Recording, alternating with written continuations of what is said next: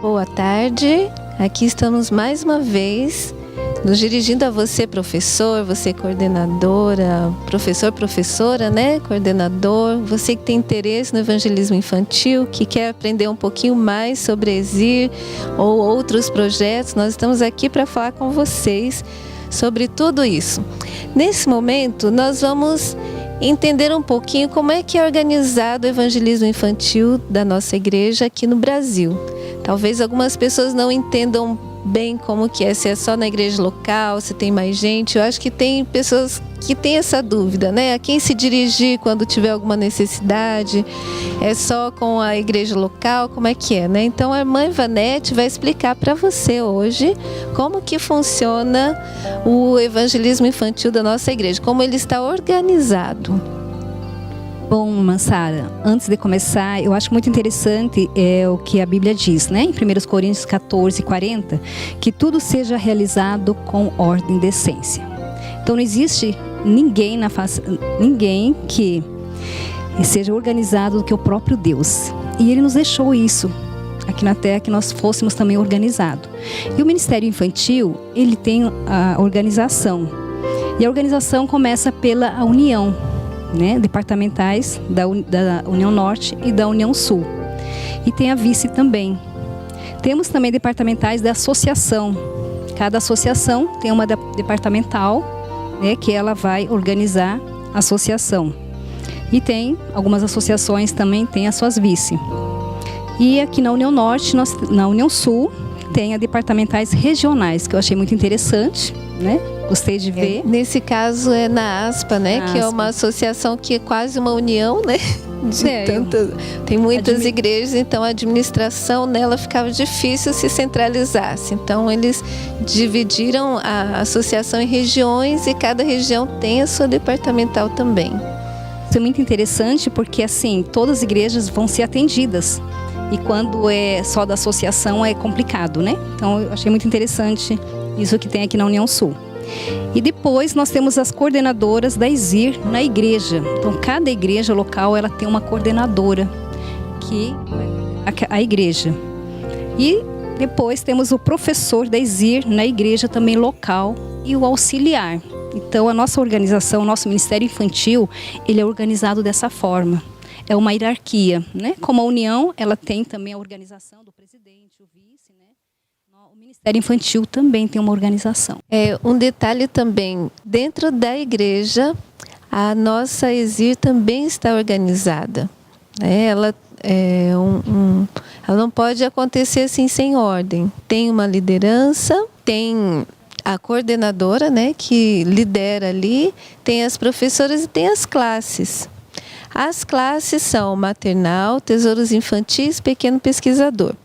Maternal atende crianças de 0 a 3 anos, tesouros infantis de 4 a 8, pequeno pesquisador de 9 a 12. Essas são as nossas classes. Dentro da classe tem o professor, tem os auxiliares dele. Nós temos os voluntários. A criança, então, chega na ESIR, desde que nasce, né? Recém-nascido já pode ir lá para ficar ouvindo as historinhas, ouvindo as musiquinhas, né? Ouvindo as orações. Ele vai se acostumando com o ambiente até que ele vai progredindo do maternal para o tesouros, do tesouros para o pesquisador. E agora, graças a Deus, nós temos também o trabalho com adolescentes, né? Então sai do pesquisador, vai para a classe de adolescentes, depois sai dos adolescentes para os jovens. Então a igreja atendeu a criança do começo ao fim. Então essa é a organização da ESIR, a nível de união, associação e igreja. Agora, vamos falar um pouquinho sobre o professor, né? Que ontem nós falamos que é peça-chave, né? E a recompensa, os privilégios, a alegria de ser um professor. Só que todo privilégio também inclui uma responsabilidade, né? Tem os deveres também. Mas, Ivanete, fala pra gente, fala para os irmãos que estão vindo, as irmãs, quais são esses deveres, as qualidades, como é que um professor tem que ser, né? Sim. O professor, ele é dependente de 3 coisas, que é o Espírito Santo, a Palavra de Deus e a oração. São 3 coisas que não pode faltar para o professor. Primeiro, a consagração. Nós vemos no livro Conselho da Escola Sabatina que ele fala bem claro, né? Se o professor sempre tivesse em mente o que é o Espírito Santo, que revela a pessoa, vislumbre das coisas celestiais, e que o trabalhar no Espírito de Cristo, esse agente celestial está impressionando a mente com a divina verdade. Muito interessante. Então, o professor consagrado, ele vai estar sempre sendo iluminado pelo Espírito Santo. E também nós vemos o professor abnegado de amor, né? Então, aquele professor que ele coloca no seu trabalho alegria, gratidão e a alma cheia de ternura. É muito interessante isso, né? E o professor também tem que ser um evangelista. De que forma? O objetivo da Escola Sabatina Infantil é salvar almas. Isso aí também está no livro Conselho da Escola Sabatina, na página 61. É fácil, é bem simples isso, mas desde que o professor ele esteja com o Espírito Santo de Jesus. Exatamente. Então, essa questão de consagração inclui estudo da Bíblia, né? Sim. Oração. Então, o professor tem que fazer ter o seu momento de consagração todo dia, né? Orar pelos seus alunos, né? Faça a listinha de alunos e ora todo dia. Ele também vai estar vasculhando a palavra de Deus, encontrando ali a luz, né? Nós temos a logo Exir, que tem a chama. Essa chama tem que brilhar não só no sábado, né? Todos os dias. Tem que estar todos os dias no coração do professor e no coração do aluno. E vemos também, Mansara, que o professor ele tem que ser um exemplo. Porque que as nossas crianças, ela deve ter um professor cujo exemplo é a influência. Às vezes tem que sentir que às vezes pode ser uma bênção ou uma maldição para aquela sala. Isso não é eu que falo, é o próprio livro Conselho da Escola Sabatina, na página 90. Então temos que tomar muito cuidado, né? O professor ele se consagrar diariamente para que ele não seja uma maldição na sala dele. Então, veja que é uma responsabilidade grande ser um professor da Exir. Não é um brinquedo, né? Não é uma diversão, é uma responsabilidade. Embora tenha uma grande alegria, tenha muita recompensa, mas essa recompensa vem do esforço, da dedicação e do cumprimento do dever, né? O cumprimento do dever. Então, é muito importante que você, professor, não se esqueça disso. Às vezes, você dedica bastante do seu tempo no preparo dos materiais, no estudo do material que você vai falar, mas não pode deixar que isso tome o seu tempo com Deus. Seu tempo de orar, seu tempo de ter comunhão, meditar na palavra de Deus, né? Quando você estiver lendo o manual do professor ou a lição, ore bastante, peça, Senhor, conduza o meu trabalho. Essa lição que eu estou indo ensinar para os meus alunos, que eu vou ensinar para eles, me ajuda a colocar em prática, né? Se você vai apresentar uma lição sobre perdão, você não pode ter rancor no seu coração com alguém. Se você vai ensinar uma lição sobre reforma de saúde, tome uma decisão de melhorar sua reforma de saúde, sua alimentação. Tudo isso daí inclui na consagração, né? Tudo isso inclui na consagração. Irmã, mas voltando na questão da organização, nós temos o costume de eleger os oficiais no final do ano, né, para o próximo ano, e geralmente se escolhe um professor para cada sala por trimestre. O que a irmã tem a dizer sobre isso? Qual que é o tempo que o professor deve ficar ali na sala? Bom, eu vejo assim, Mansara, que em 3 meses um professor ele não consegue fazer um trabalho adequado com as crianças.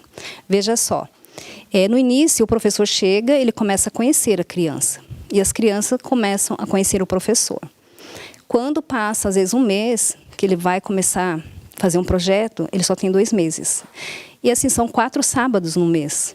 Então ele não consegue executar um trabalho assim maravilhoso, que consegue atingir bem as crianças. Então, nós vemos no princípio de fé, na página 50, no segundo tópico, que diz que o professor são geralmente eleito cada semestre.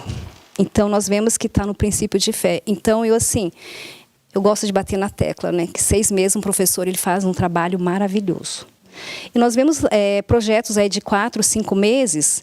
O que acontece? Quando um professor ele é trimestral, ele começa o projeto, ele não consegue concluir, porque o outro professor entra e não sabe nem o que ele passou, como que estão essas crianças. Então, eu vejo assim, a necessidade hoje de trabalharmos 6 meses. No passado, quando a gente era criança, nossos professores ficavam anos, não é? Era 1 ano, 2 anos, 3 anos, sempre só tinha uma professora. Então, hoje há modificação. E isso, nossas crianças, eles são prejudicadas. Você imagina as crianças hoje, lá fora, que estudam, uma professora que troca a cada 3 meses. Mentalmente, elas se perturbam, elas não conseguem... Se a gente tiver um obreiro a cada 3 meses também, né? Não consegue salvar nenhuma alma. Porque quando ele começa a trabalhar com a alma, o outro chega, né? E daí não vai conseguir atingir o objetivo. Então, eu aconselho, né, vocês professores, que fiquem 6 meses. É uma luta, assim, muito boa, que você vai ver o resultado do seu trabalho. E as crianças também vão amar, né? Então, vale a pena ficar 6 meses ou 1 ano, quem gosta. É muito interessante você trabalhar com as crianças, você vê elas crescendo dia a dia, você vê o resultado que você conseguiu, né, que você iniciou com elas. Muito bem. Há algumas igrejas em que a equipe é sempre a mesma, né? Sim. Tem algumas igrejas que não tem, que é uma igreja pequena ou que tem poucas pessoas disponíveis para a área do evangelismo infantil, e algumas irmãs às vezes pensam, poxa, eu estou já há 6 meses, precisava trocar. Então agora você pode dizer, que bom que eu estou há 6 meses, porque se eu pude completar o trabalho direitinho. É, né? Que nem ontem nós falamos sobre o privilégio do professor e a recompensa, né? Então, é como eu dei o exemplo de uma planta. Então, você começa agora a lapidar aquela criança, você começa a ter amizade com ela, então você começa a ver até os frutos. E 3 meses você não consegue ver isso. Infelizmente, não. Por exemplo, uma professora que ela fica 6 meses a 1 ano, aquela criança, aquela professora vai ficar marcada para aquela criança. E ela, quando crescer, ela vai sempre lembrar. Em 3 meses você não consegue colocar muita coisa para a criança. Então, vejam, se você quer marcar a vida de alguém, ficar 6 meses vai ser um privilégio para você. Muito grande.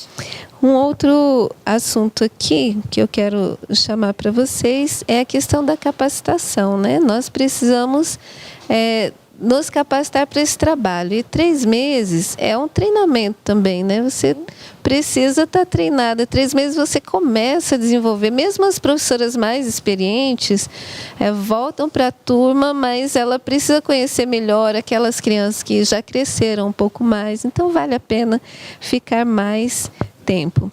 Mas fiquem ligados que daqui a pouco nós vamos ter uma palestra muito bacana sobre o professor ainda, mas vai ser sobre... vou deixar vocês descobrirem. É muito bacana essa palestra, tá?